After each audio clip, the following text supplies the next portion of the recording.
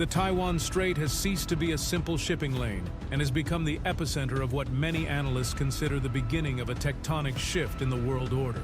For decades, Beijing has claimed these waters as its backyard, a zone where its will is law and where any foreign presence is seen as an unacceptable intrusion. However, the silence of the waters was broken by something massive, something that did not come from Washington, but from a neighbor that China would prefer to keep under control: Japan. The entry of the Japanese destroyer JS Ikazuchi into the strait was not a navigation error nor a coincidence. It was a political and military message loaded with symbolism that has left Chinese diplomacy in a position of vulnerability not experienced in years. For the first time in the modern era, Xi Jinping's narrative of total control over the South and East China Seas has been directly challenged at its most sensitive point, creating an atmosphere of tension that has escalated to the point of mobilizing the entire fleet of the Asian giant in a desperate attempt to recover lost prestige. Leave your like, subscribe, and share. Let's begin. To understand why this move is perceived as a strategic humiliation for Beijing, we must analyze the context of recent months. China has invested trillions of yuan in modernizing its navy, building aircraft carriers and destroyers at a pace the world had not seen since the Second World War. Its objective has always been to establish an exclusion zone where no power dares to enter without its explicit permission. The JS Ikazuchi, a destroyer of the Japan Maritime Self-Defense Force, sailed through the heart of the Taiwan Strait. It was not merely a transit, it was a declaration that Japan, traditionally cautious and constrained by its pacifist constitution, is ready to play a leading role in regional security. For China, having a Japanese vessel cross the waters they consider sovereign is a direct blow to their image as an untouchable hegemonic power. Beijing's reaction was not long in coming, and its tone reflected a mixture of fury and frustration. China's Ministry of Foreign Affairs described the presence of the Japanese vessel as a deliberate provocation and a cynical attempt to show off military power in a highly sensitive area. But beyond the diplomatic protests, what truly revealed China's concern was its immediate military response. Just 3 days after the Japanese transit, China mobilized its aircraft carrier Liaoning, along with a massive escort of warships to conduct maneuvers in the Western Pacific and transit, in turn, through the strait. This response, while projecting force, is interpreted by experts as a reactive maneuver.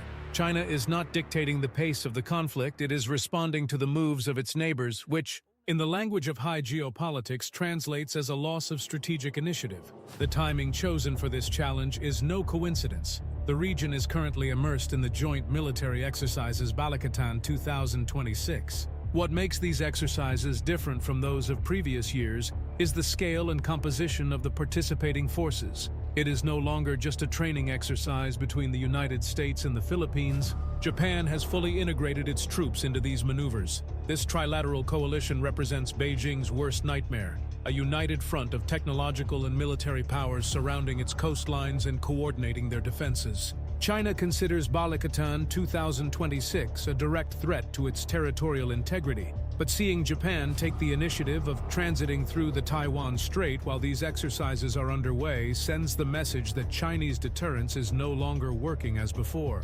The humiliation does not lie in a defeat in combat. Not a single projectile has been fired, but in the erosion of China's red line. Beijing has spent years warning that the Taiwan Strait is a forbidden zone.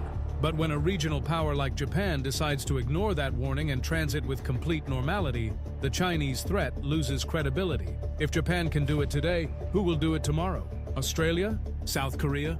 A European coalition? The transit of the JS Ikazuchi has opened a crack in the wall of intimidation that China built with such great effort. In the Asia-Pacific region, where prestige and face are fundamental to foreign policy, this incident is perceived as a direct challenge that China could not prevent, leaving its warnings as mere words in the face of the reality of Japanese steel in its waters. From the Taiwanese perspective, this incident has been monitored with a mixture of caution and relief. The island's defense forces watched as the Liaoning and its fleet attempted to project power following the passage of the Japanese vessel. But the reality on the ground is that Taiwan no longer feels alone in this struggle. The presence of Japanese ships and the backing of the Balikatan exercises suggests that the status quo is changing. Japan has made it clear that the stability of the Taiwan Strait is vital to its own national security. a stance that 5 years ago would have been unthinkable for fear of commercial retaliation from Beijing. Today, that retaliation seems to matter less than the need to curb Chinese expansionism in the Pacific. Leave your like, subscribe, and share. Technology also plays a crucial role in this silent humiliation.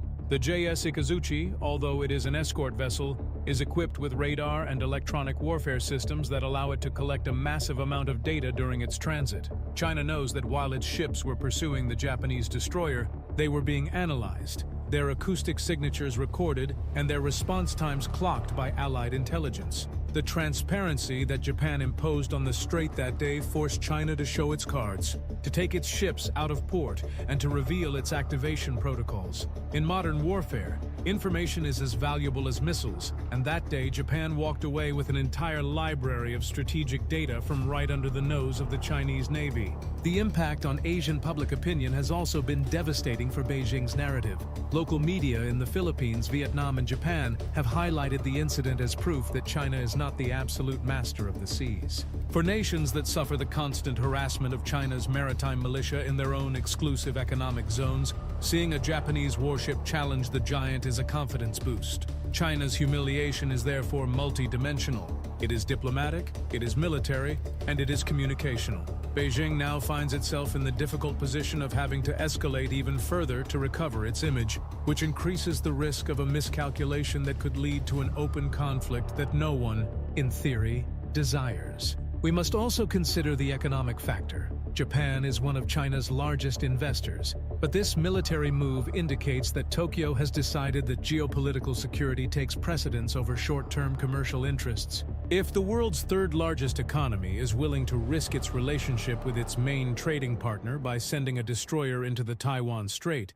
it is because they perceive that the Chinese threat has crossed a point of no return. This securitization of Japanese foreign policy is what should truly worry Beijing, as it marks the end of the era in which China could use access to its market to silence the criticism or military actions of its neighbors. In response to this, we will likely see China increase the frequency of its aerial and naval incursions around Taiwan. However, these actions are already so common that they have lost much of their shock effect. To humiliate its rivals in return, China would need to carry out something of a similar magnitude, such as sailing near Japanese territorial waters around the Senkaku Islands. But that would only accelerate Japan's remilitarization process and strengthen the alliance with the United States. China finds itself trapped in a vicious cycle of its own creation.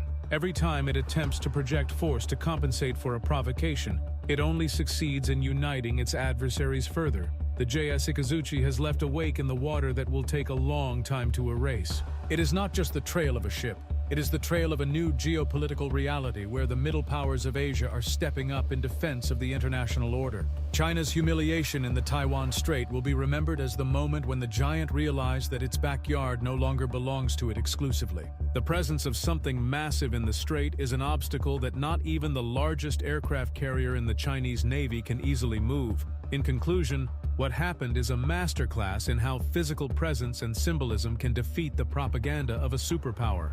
China can continue to claim the strait on its maps and in its speeches, but as long as Japanese and Allied vessels continue to transit those waters with their heads held high, Beijing's de facto sovereignty will remain an illusion. The humiliation was not a military defeat, it was a defeat of the will. Japan demonstrated that fear is no longer an effective tool for dictating policy in the Pacific, and China has been forced to watch as its authority fades among the waves of a strait that, despite all its efforts, remains free. This incident is only the prologue to a decade that will define the future of Asia. With Japan rearming, Taiwan resisting, and an increasingly solid international coalition, Beijing's room for maneuver narrows with each passing day. The entry of the JS Ikazuchi was the catalyst that revealed the fragility of Chinese hegemony and the strength of a new axis of power that is not willing to cede a single centimeter of sea. The world has changed, and China, despite all its ships and missiles, has been forced to accept that the Taiwan Strait is,